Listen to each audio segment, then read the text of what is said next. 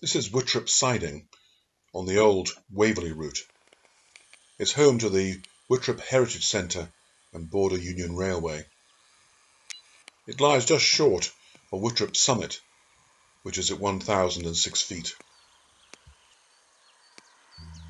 No platform was originally here, though passengers could join or alight from the train with difficulty. It was originally a loading area for goods, with a single siding, a crossover point, also a signal box, and a pair of railway workers' cottages. Volunteers have laid roughly half a mile of track, running from near the entrance to Whitrope Tunnel down towards Riccarton. The first passenger train ran here in 2012.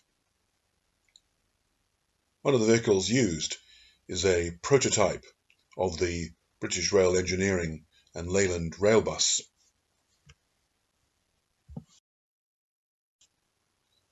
The site is leased from the Forestry Commission, and the lease extends for the 2 miles towards Riccarton Junction.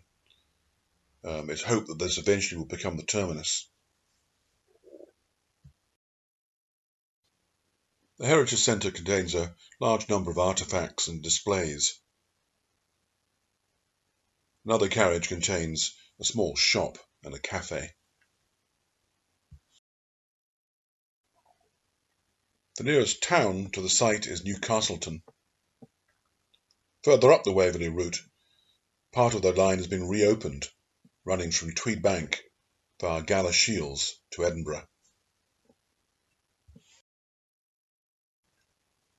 Whitrope Tunnel is 1,208 yards long, or 1,105 metres, making it the fourth longest railway tunnel in Scotland. Originally there had been hopes to run the line through it, however it requires extensive repairs and being unsafe is completely blocked off.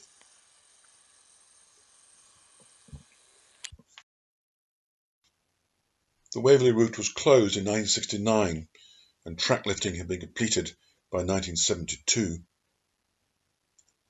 Nearby Newcastleton is famous for a protest that took place there. The last passenger train, a sleeper, was held up for a period of time, and it took the efforts of David Steele, the MP, to negotiate its final arrival in London 2 hours late, another protest having taken place at Hawick.